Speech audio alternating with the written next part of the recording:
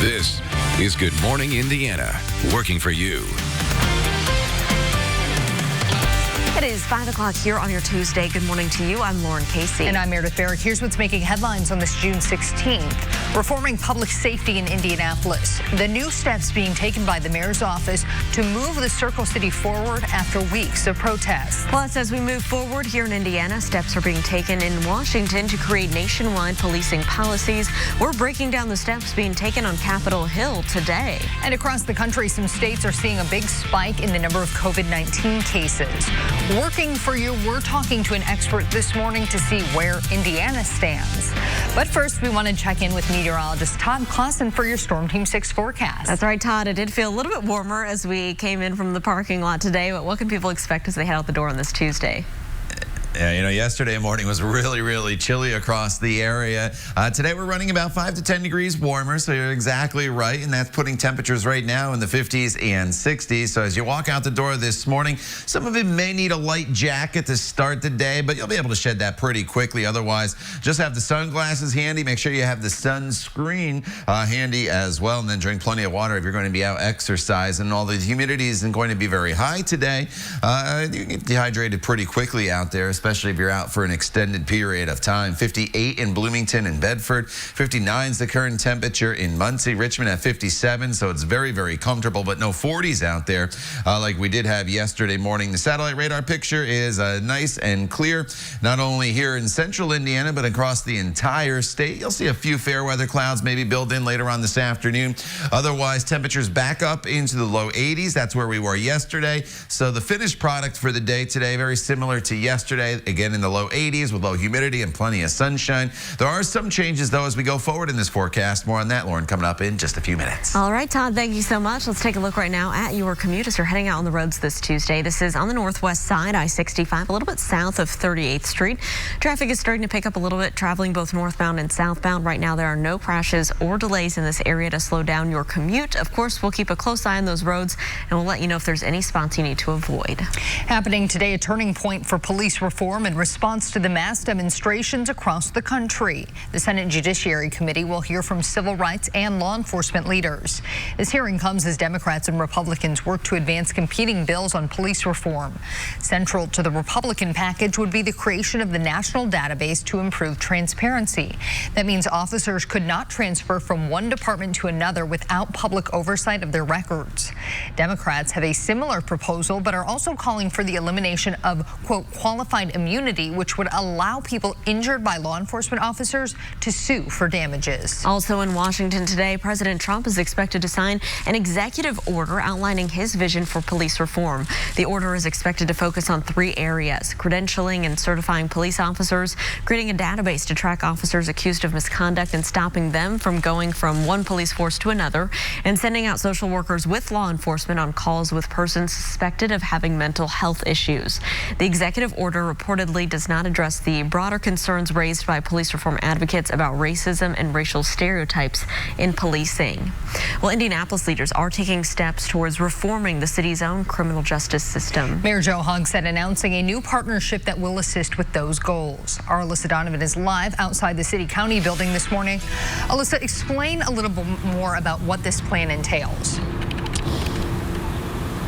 So essentially, Meredith, Indianapolis will be partnering with the NYU School of Criminal Justice and Law to create a study for the city. Now, the mayor says the goal is that this is going to help lay the groundwork for a community-driven and community-monitored way of criminal justice here in our city. The process will incorporate community input and data to create an in-depth picture of what Indianapolis needs. The mayor says this effort is not just another study, but rather a deeper look at contributing issues and racial disparities, including health, education, and housing. Hogsett says that data is relevant as to where public safety fits in. We spoke with members of Indy 10 Black Lives Matter about the plan. We spoke to one person who says she's hopeful it leads to true reform of IMPD and public safety. Minneapolis, who was at the epicenter of the George Floyd incident, they've already begun that process, and they've already started the process of saying, hey, we need community members who are trained, informed, and well aware of what's going on to respond to these crises so that we can start to rely less on police.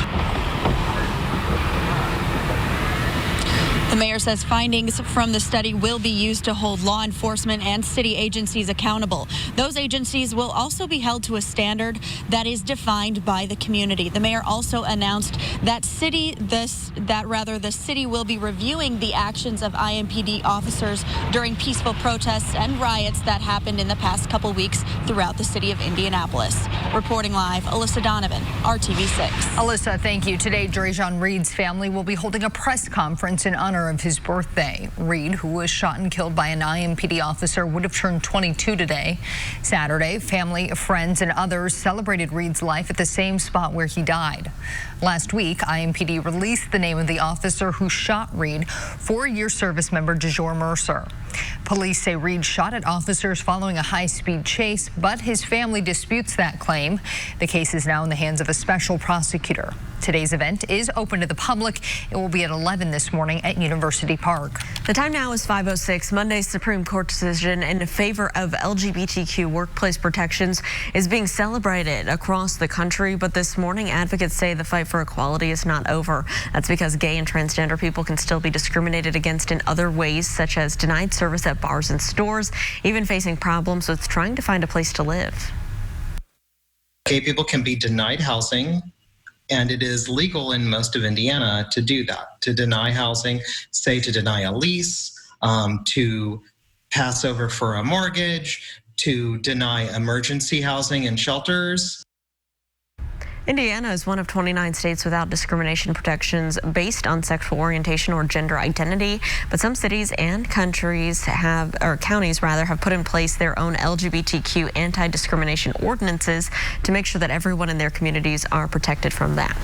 Turning now to the latest on the coronavirus and how it's affecting Hoosier lives. The Indiana State Department of Health reports 11 new COVID-19 deaths.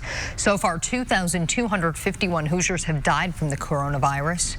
The state also confirms 533 new cases. That's the highest daily amount of cases reported in roughly 2 weeks. Since the pandemic began, 40,430 people in Indiana have been diagnosed with COVID-19.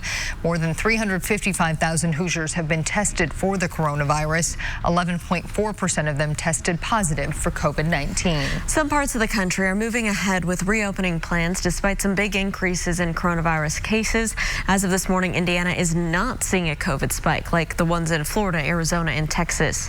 This morning, our Kelsey Anderson joins us with what experts are saying and how a spike in cases could potentially impact small businesses. Kelsey. Well, some experts say that the reason we haven't had a rise here in Indiana is because the opening process has been slower and more data-driven. But experts say a spike could still be on the way, especially when we hit the final stage of reopening in July. It's been a challenging few months for businesses like Needhammer Coffee as they adapt and try to find new ways to survive the pandemic, while also following state guidelines. In-person seating is now allowed at 50% capacity in Marion County. It's another step forward in the state's reopening plan and a positive trend for businesses, one they hope continues if case numbers in Indiana allow. We want to care for our customers who come in, whether upstairs or downstairs, and to not be able to have that connection and say, yeah, come grab your stuff and leave, doesn't build that sense of community that's really, really important to us. Experts say more measures could be put back into place to ease the spread of coronavirus. That could include things like enforcing mask use and putting restrictions back in place for businesses across the state. We did reach out to the governor's office to see if there's anything they are doing to prepare for a potential spike in COVID-19 cases, but this morning we have not heard back from them yet. I'm Kelsey Anderson, RTV6. Kelsey, thank you. Free COVID-19 testing in Indiana is now available to anyone who works or lives in the state, not just people with symptoms or in high-risk groups. To register for an appointment, call 888-634-1116 or go to lhi.care/COVID testing.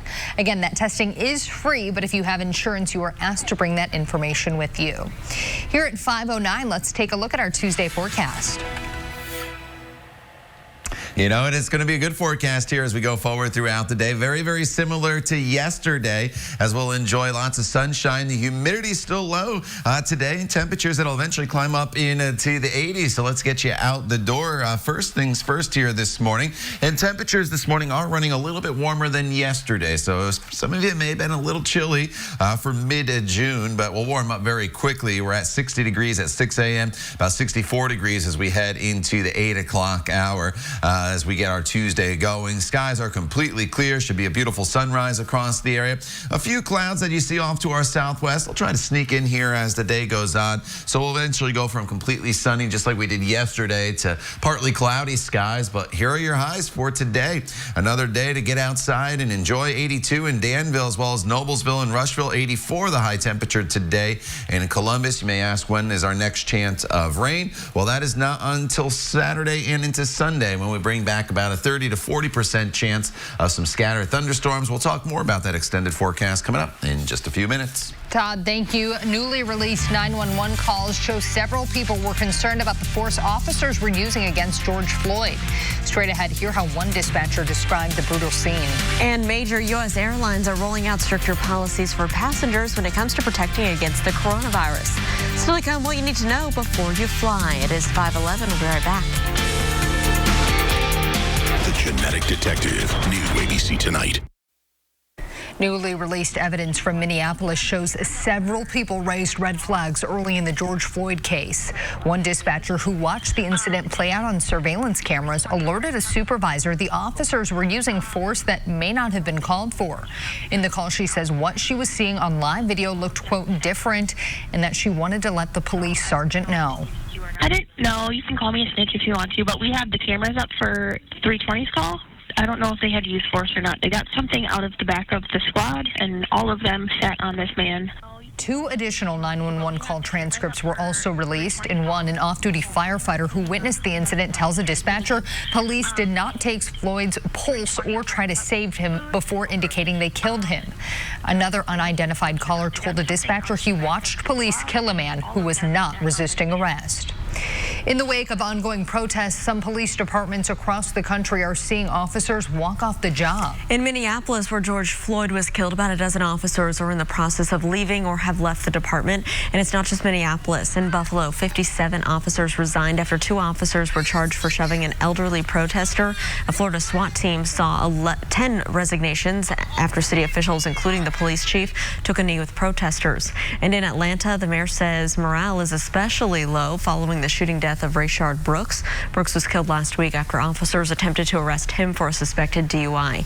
He had taken the officer's tasers, fired it as he ran away. A police union official warns the climate will lead to more departures, but another experts say now is not the time for mass resignations. Well, as the summer travel season gets underway, major U.S. airlines are rolling out stricter policies to prevent the spread of the coronavirus, and that includes enforcing the use of face coverings. The industry group Airlines for America is asking carriers to make the rules stricter, even banning passengers who are offered a face mask and still refuse to wear one. United Airlines made its own separate announcement that says starting Thursday, passengers could end up on restricted travel lists for violating that rule. American Airlines announced a similar policy Monday night. Delta and Southwest are expected to release their policies soon. Prices at the pump have risen for the 6th straight week now. According to Gas Buddy, the average cost of a gallon is $2.10 nationwide.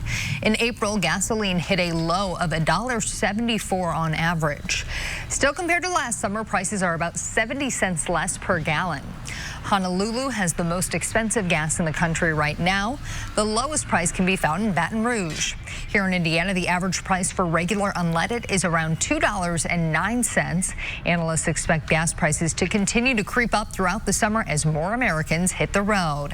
And Todd, a lot of people might be traveling now that the weather is warmer. You were in Michigan this past weekend. So what do people need to know if they're hitting the road this week?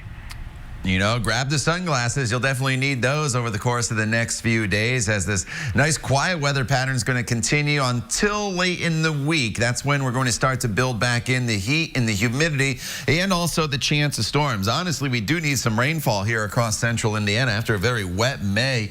June here has been very, very dry for most of us. I know there's been a few heavy downpours with thunderstorms last week in spots, but here are your weather headlines. The pool, great place to be if it's open in your neighborhood. Temperatures will be climbing up into the 80s today. The humidity still is low, but as I mentioned, the heat is going to start to make its way into the area as we get into the latter half of the week. But this morning, while it's a little bit warmer than yesterday morning, it's still very, very comfortable.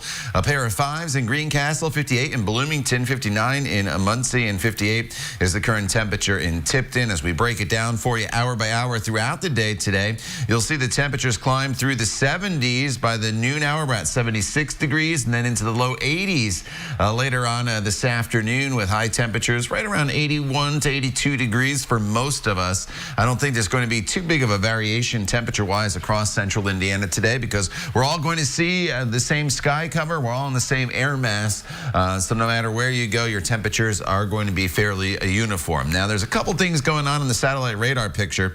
It's been very, very wet down in the Carolinas and Virginia with this system, and you see that it's trying to throw some clouds back in our direction, and we may see a few more high thin clouds or cumulus clouds build in during the course of the afternoon hours today than we did yesterday, but it's still going to be a great day for us, and you could just see those spotty clouds on TrueCast going forward here throughout the course of the evening hours. Now, in our forecast going forward even further, we're dry through Friday. It's once we get past Friday into the weekend that will start to bring back in the chance of a few spotty storms into this forecast. Tomorrow, slightly warmer, creeping up into the mid-80s, but the real heat, that is going to start to build in as we work our way into the latter half of the week. By the time we get to Friday, high temperatures will be climbing up into the low 90s, and it's probably about 2 days there, Friday and Saturday, that we're potentially into the 90s. Saturday, the chance of a spot storm, a little better chance of scattered thunderstorms in the forecast Sunday and Monday,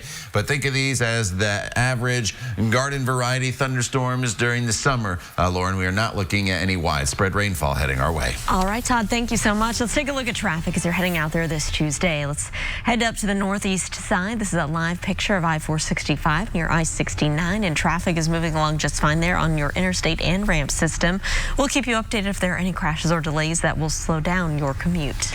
Battle lines being drawn this morning between NBA players split over restarting the season. In a conference call, Kyrie Irving saying he doesn't want to take focus away from social injustice issues. Irving's not alone. Dwight Howard told CNN, quote, "I agree with Kyrie. No basketball till we get this resolved." On the other side, however, LeBron James is leading the charge to resume play. James reportedly believes basketball gives him a bigger platform to speak on social justice issues. Speaking to SportsCenter last night, NBA Commissioner Adam Silver agreed with James, saying the league has an obligation to restart. We think that for the country, it'll be a respite from enormous difficulties people are dealing with in their lives right now. And I also think in terms of social justice issues, it'll be an opportunity for NBA players in the greater community to draw attention to these issues, because the world's attention will be on the NBA in Orlando, Florida, if we're able to pull this off.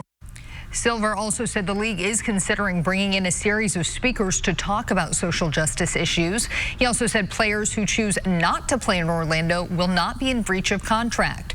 No players have definitively said if they will skip games yet. Well, for the first time in 40 years, the Academy Awards will be postponed. Organizers for the Oscars announced that decision on Monday, citing concerns over the coronavirus pandemic. The 2021 ceremony will be held April 25th, not in February as originally planned. The Academy Academy of Motion Picture Arts and Sciences also announced that the new office that will oversee making the awards a little bit more inclusive. There will also be a plan to develop inclusive industry standards. The changes come after years of criticism over the lack of diversity. There's a move to replace Confederate statues in Tennessee with statues of a different state icon, Dolly Parton. A Change.org petition has collected more than 6,000 signatures. Organizers say Dolly Parton's philanthropic heart and inspiring music has changed Tennessee and the world for the better. The singer-songwriter's Dollywood Foundation has provided books and scholarships to millions of American children. Parton has also contributed millions of dollars to dozens of organizations such as the Red Cross and COVID-19 research centers. So far, Parton's representatives have no comment on the petition. A deputy who saved a newborn's life receives a big thank you 1 year later. Coming up, the special honor he received and why the two families now have a lifelong bond. It's 5:22. We'll be right back. Appointment at select stores or at mybobs.com. 1 year ago, a South Carolina deputy pulled over a speeding driver only to find a 12-day-old baby girl choking to death. Deputy William Kimbrough performed CPR, saving little Riley's life. Last month, she turned 1 and reunited with Deputy Kimbrough. He came bearing gifts, and last week it was Riley who surprised the officer. I was able to finally scratch it off, and underneath the scratcher, it says, "Will you be my godfather?" Giving her a hug, I look over her shoulder, and there's Miss Riley and her mom walking in. And I said, "You got to be kidding me." I said, "Y'all got me. Y'all got me. You surprised me." And they're like, "Yes, we did." Deputy Kimbrough's wife is Riley's godmother. The family say they're now bonded forever. The godfather and guardian angel. Oh, what a sweet story to start off our Tuesday. Todd, and you have some sweet weather for us as well. Yeah, great news in the forecast here, Meredith, as we go throughout the course of the day today. Lots of sunshine. You can see the sun starting to brighten the sky just a little bit here already this morning. And temperatures, they are currently sitting in the 50s and 60s. As we go throughout the course of the morning hours, we'll warm quickly just like we did yesterday, and eventually high temperatures today with lots of sunshine. Pretty uniform, anywhere between about 82 to 84 degrees for most of us. Get out there and enjoy once again, because as we work our way throughout the week, the humidity comes up a bit, and so do the temperatures. We're talking 90s potentially by Friday. More on that coming up in just a little bit when Good Morning Indiana continues. The time now is 5:27. Show today at 10 on RTV6. This is Good Morning Indiana, working for you. After weeks of protests, leaders in the Circle City announcing steps toward justice reform. We are live this morning breaking down the plan and how the community is reacting. Also, right now at 5:30, dozens of states are seeing a jump in coronavirus cases. Working for you, we're talking with experts to see if a similar spike is possible here. But before we get to our top story today, I want to thank you for joining us on Good Morning Indiana. It is Tuesday morning. I'm Lauren Casey. And I'm Meredith Barrick. Meteorologist Todd Clausen joining us. Todd, you just popped up there in the nick of time.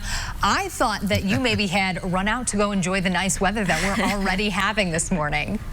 You know, I've thought about it, just, taking my whole set here and trying to transport it into the backyard if that was not possible, because it is beautiful out there this morning. Temperatures a little bit warmer than they were yesterday. That is the good news. And take a look at this sunrise that is starting to take place here across central Indiana. As you look from downtown to the north, the sky is starting to brighten, and there is not a cloud in the sky. It's going to be a beautiful start to our day. And honestly, it's going to be a really, really nice day from start to finish. Very, very similar to yesterday. So if you're a fan of yesterday's weather, you'll like today. The only difference is temperatures this morning running a little bit warmer than yesterday morning. Yesterday morning was chilly out there. We're in the 50s and 60s here today. 58 in Bloomington, 59 in Muncie. It's also 59 in Terre Haute and 57 in Richmond. Skies are clear, as you saw in that view on the Weather Now camera to the north. And throughout the afternoon hours, we may build in just a few fluffy cumulus clouds. That is just about it. No threat of any rain rainfall heading in our direction. So get out there and enjoy. 77 degrees by the noon hour. Humidity remains low throughout the afternoon today, and high temperatures will eventually, Lauren, top off right around 82 degrees. All right, Todd, thank you so much. Let's take a look right now at traffic as you're heading out on the roads. We do have stalled vehicle here. Looks like people are working on this car. Use caution. This is at I-465 and I-70, the interchange out there. So watch for people walking on the side of the road. Just take it slow and move over if you can. Give them an extra lane of space. We'll continue to monitor any other issues this morning for your commute, and of course, we'll keep you updated. After weeks of protests across the country and here in the Circle City, Mayor Joe Hogsett has announced a plan to put Indianapolis on track for public safety reform. Our Alyssa Donovan is live this morning. And Alyssa, this process will start with a partnership. That's right, Meredith. So the city will be working alongside NYU's criminal law school to work on a study. What they're going to do is compile data and talk to the public to figure out exactly what is needed right here in the Circle City to reform and change our justice system for the better. Now, the goal is to create a study that will be the catalyst for a community-driven and community-monitored way of justice. They'll be talking to public health workers, public defenders, educators, law enforcement, and social service providers to collect information along with members of the public. The mayor says findings from this study will be used to hold law enforcement and city agencies accountable. Those agencies will also be held to a standard that's defined by the community. I realize that on paper, that may sound bureaucratic and academic, but it won't be. It can't be. Because the ultimate goal here isn't to analyze, but to act. The mayor says this new partnership will be shaped by who it's truly meant to serve, the public. A similar approach was used in Camden, New Jersey back in 2008 to reform the city's police department there. And according to New Jersey's Attorney General, that led to lower crime rates in the city. Reporting live, Alyssa Donovan, RTV6. Alyssa, thank you. Outrage continuing in Atlanta overnight over the police killing of another black man, 27-year-old Rayshard Brooks. As ABC's Alex Prochet reports this morning, the city is announcing sweeping changes to the way it polices. This morning, we're hearing the 911 call that led up to the fatal shooting of Rayshard Brooks in a Wendy's parking lot. He's in the middle of my drive-thru, ma'am. Does he appear to have any weapons from where you can see him? No, I think he's intoxicated. The rest of that night caught on surveillance and police body camera footage. You're going to get tased! You're going to get tased! But this is the moment that's going to be scrutinized. As Brooks is running away, you see him reach back and point that stun gun that he wrestled away from officers at Garrett Rolfe.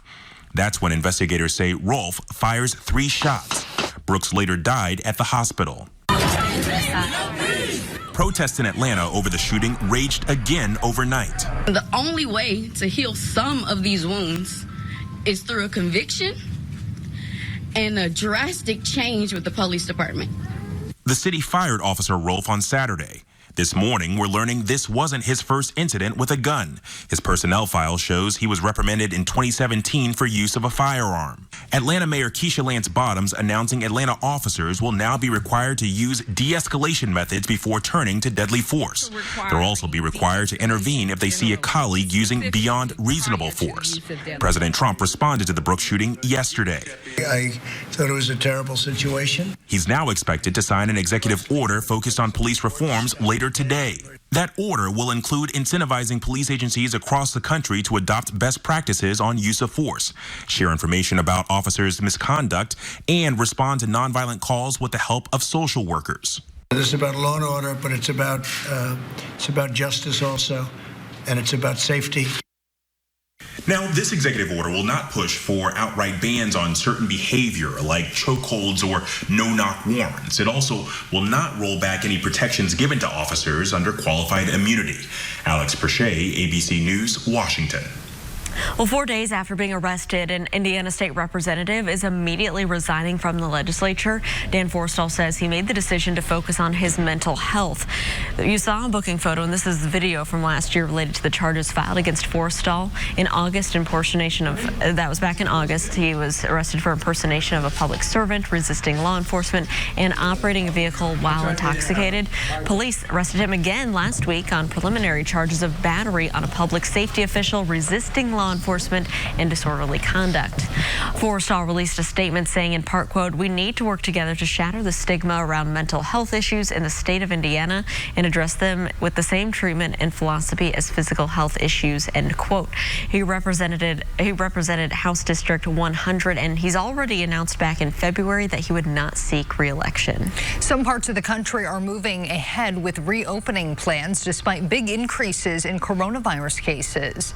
As of this morning, Indiana is not seeing a COVID spike like the ones in Florida, Arizona, and Texas. This morning, our Kelsey Anderson joins us with what experts are saying and how a spike in cases could potentially impact small businesses. Yeah, we haven't seen that spike, and some experts say that could be because we opened at a slower and more data-driven pace than other states across the country. But experts say a spike could still be on the way, especially when we hit the final stage of reopening in July. Shandy Dirth with IU Fairbanks School of Public Health says it's something they are going to have to keep a close eye on. And hopefully, like I said, if we were to see an increase, some other measures would be taken to encourage more social distancing moving forward, because we don't want to get back to the same spot we were in back in March. Epidemiologists say right now the best thing you can do to help prevent a spike is wear a mask and avoid large gatherings when you can. We did reach out to the governor's office to see if there's anything they are doing to prepare for a potential spike in COVID-19 cases, but this morning we have not heard back from them yet. I'm Kelsey Anderson, RTV6. Kelsey, thank you. Big news for the Indiana Fever. The WNBA announced a plan to tip off the 2020 season. All teams will head to IMG Academy in Bradenton, Florida to play 22 games, followed by traditional playoffs. Those games will be held without fans, but they will be live streamed at no cost. Specifics on the schedule have not been announced, but the teams will report to Florida in July. General manager and former star player for the Fever, Tamika Catchings, says the team is excited to play and is ready to compete. At 5:39, as the pandemic continues, many people are struggling to make ends meet. RTV6 is working together with Kroger and you to help our neighbors in need. So now through Sunday, you can round up your grocery bill or select a donation amount of your choice when you're at checkout at 46 participating Kroger locations. The money will go directly to Second Helpings, which specializes in addressing hunger in our community. Well, we caught up with a customer who decided to make a donation. They asked me, and I didn't even know it was an option beforehand, but I like these opportunities to easily give. So anytime that you can make a difference in a natural going about your day, it's like, why not? Well, RTV6 and the Scripps Howard Foundation will match up to $12,000 in donations. You can also donate by going to theindychannel.com/feedinghoosiers. Thank you for your donation. All right, we got to get a check of our forecast right now. Todd, is today the day to get out to some of these pools that are reopening? Yeah, you know, if the pool's open, that's going to be a great place to be here throughout the day today, Lauren. And maybe you can't find a pool. Maybe you're just going to find yourself a lake to go to, or just maybe a sprinkler in the front yard. But make sure you have the sunscreen on here throughout the day today. The UV index just about as high as it can go as we approach the summer solstice and first day of summer, which arrives officially on Saturday. Today up to about 82 degrees for your high temperature, so you're in great shape. We'll build in just a few fair weather clouds later on this afternoon, and if you're thinking about getting the car washed, you're in good shape for that as well. Going forward, as we have no rain in the forecast through Thursday. In fact, Friday's dry. The next chance of rain does not arrive until Saturday, but it does start to heat up as we progress throughout the week. We'll talk more about that for you coming up in just a few minutes. Todd, thank you. 2 drugs used to treat coronavirus are no longer being recommended by the FDA. Ahead this morning, the reason behind the FDA's decision. We'll be right back. Has changed. We may be able to help. 2 drugs being used to treat COVID-19 no longer have the FDA's approval. The Food and Drug Administration decided to pull its emergency use authorization for hydroxychloroquine and chloroquine. The FDA's chief scientist says it is just not likely they're effective and possible benefits don't outweigh the risks. Hydroxychloroquine was the drug President Trump frequently touted and even claimed to have used himself. Scientists say their decision to use it in the first place was based on their evidence at the time. The World Health Organization says says it is still reviewing the drug. It is 5:45. Hiring Hoosiers is our commitment to make you aware of job opportunities of all kinds. Auto insurance company Geico is hiring 165 customer service and sales representatives at its Indianapolis office over the next 2 months. Geico's 1,400 Indianapolis employees are working from home, so all the interviewing, hiring, onboarding, and training will be done virtually. New hires will also work remotely until the company transitions back into its offices. For more details and a link to apply, you can look for this story at hiringhoosiers.com. And you can soon expect a knock on the door if you still haven't filled out your census form. The Census Bureau says the workers will start going door to door again beginning next month. The Bureau suspended in-person visits when the coronavirus pandemic began, and the deadline for people to respond was moved from the end of July to the end of October. So far, about 60% of households have responded to the census. Most of those have been online or through the mail. An independent panel has determined 2 leaders at the National Oceanic and Atmospheric Association violated the agency's ethical standards last year. You may remember when President Donald Trump showed a map of Hurricane Dorian's projected path, which included hand-drawn lines to include Alabama. The National Weather Service in Birmingham then tweeted Alabama wouldn't be impacted by the storm. NOAA then released a statement saying tropical storm force winds could impact Alabama. The report says leaders violated the agency's code of ethics by making the statement without input from the Birmingham office. Here at 5:46, speaking of rain and bad weather, you've got some rainfall totals for us, Todd, but the good news is no rain today. Yeah, you know, it's going to be a really nice day today, but a lot of lawns getting dry here across central Indiana. If you have flowers out, you're definitely been watering them because June as a whole has been pretty dry, at least for Indianapolis, as is the situation many times in summer with thunderstorms. I know some areas have seen more rainfall than this, but this is what the official total is for the National Weather Service in Indianapolis, 1.08 inches. So just over an inch of rain in the rain gauge so far at the airport, and that's over an inch below normal. So June's been running dry after what was a very wet May where we saw over 7 inches of rain. And Meredith alluded to it, no rain in the forecast for the day today. It's going to be a beautiful day for us with lots of sunshine, and you can see that happening already as you look from downtown to the north. Not only will we have the sunshine, we'll have a very comfortable air mass. Dew points today are going to be in the 50s. Anytime the dew points are in the 50s, you are in great shape. And we could keep them there all year long. It would be really, really nice. Unfortunately, these dew points, they'll start to creep up as we go into the latter half of the week as the temperatures start to climb as well. 64 in Indy right now, 55 in Greencastle, 59 in Muncie. That thermometer in Lafayette, I believe, needs to be recalibrated. It's always running a little bit warmer. 57 in Richmond, and 58 is the current temperature down there in Bloomington. As we work our way throughout the day today, nothing changes as far as the sky cover goes. Maybe we build in some high clouds as we get into the afternoon hours like we did yesterday, but overall it's a sun-filled day for us with temperatures climbing up to about 77 degrees by the time we get to the noon hour. And then high temperatures today will be topping off in the low 80s. So get out there and enjoy. It's a day very, very similar to yesterday. Not much really changes in the forecast for the day today. Satellite radar picture here locally is pretty quiet, but it's been a very wet stretch of weather along the East Coast. You see some of this heavy rainfall in Virginia as well as the Carolinas, and that's been the case really throughout the weekend and now into Tuesday. Some of this is going to try to make its way back towards our area. That's why I think we could see a few fair weather clouds come in, but we're never going to get into that rainfall. It's going to basically stay where it is, and so going forward in this forecast, it's dry until probably Saturday. That's when we bring in the chance of just a few storms.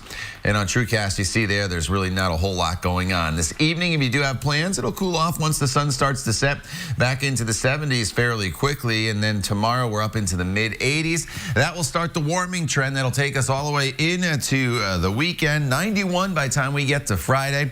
And then Saturday, 92 degrees. Saturday, just a small chance of a spot storm. Really wouldn't worry about it. The bigger story will be the heat. And then as we get into Sunday and Monday, some scattered thunderstorms will stick around as well. Lauren. Todd, thank you. Let's take a look right now at traffic as you're heading out on the roads this Tuesday. Here's a live look in the downtown area at I-65 and I-70 at the South Split. If you take a look more to the left of your screen, you can see those flashing lights in the distance. That is construction work ongoing at this hour. We do have the eastbound lanes of I-70 closed between Ronald Reagan Parkway all the way here into downtown at the South Split, so keep that in mind. That is a long-term project set to wrap up June 28th. Of course, we'll keep you updated, but everything else in this area is traveling up to speed. Former Colts defensive end Robert Mathis will receive the team's highest honor this fall. Mathis will be inducted into the Indianapolis Colts Ring of Honor at Lucas Oil Stadium on Sunday, November 22nd. The Colts are hosting Green Bay that day. Mathis is the team's all-time sack leader and played 14 seasons with the Colts after being selected in the 5th round of the 2003 draft.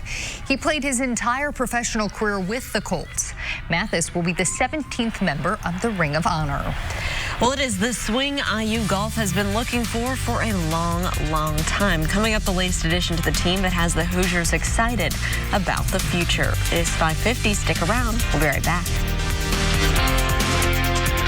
Canyon University. Visit gcu.edu. Few sports come with social distancing quite like golf. So in Bloomington, a new way to enjoy it is with this upgraded course that some have waited decades to see. This morning, sports director Dave First shows us around the new facility. The sun is shining again on IU's golf course, the grand opening of its brand new facility at a place where you'll find men's coach Mike Mayer going over the fine details. Are you kind of like a proud father when you look at this place now? Beyond proud. Yeah. I'm beyond proud. It's spectacular. Gone is the aging IU course, which took its lumps over the years, replaced with this sprawling, fescue-laced facility, which is set to rival some of the top collegiate courses in the country. Mike is beginning his 23rd season as the men's coach. In a Zoom interview, Clint Wallman is beginning his 17th as the women's coach. What can a course like this mean to you? Well, I think that's a great question, and that's been probably kind of one of the mainstays of our recruiting pitch is that now we have a facility that is top of its class. Estimated at around a $9 million upgrade and named after donor Ned Fow, whose grandson Jack just graduated from the program. The course can play at a manageable 6,100 yards, or for tournaments, how about teeing off on the par 5 9th at a whopping 630 yards to a total of 7,900 for a round, all nestled next to the IU campus. I enjoy looking at the golf course from the front tees, and I think it's stunningly gorgeous from the back tees where the men's team plays. So. What a luxury. You're literally a few blocks away from campus. So if they want to, in between classes, come over and hit some balls, they can do that. Timing is everything. Yeah. Timing from Ned Fow, his donation for this, the timing to get this built, and time is a valuable commodity if you're in school. Designed by noted architect Steve Smyers and two-time major champ Fuzzy Zeller, it's about recruiting, development. It's not tricked up, and aside from the dog legs, about as straightforward as it gets. But the upgrade. This is taking IU golf to the next level, isn't it? It's a game changer. And I don't think there's going to be a more difficult golf course in the country if it's set up, if we need it to be set up difficult. If you play well here, you just might play well anywhere. Dave First, RTV6 Sports.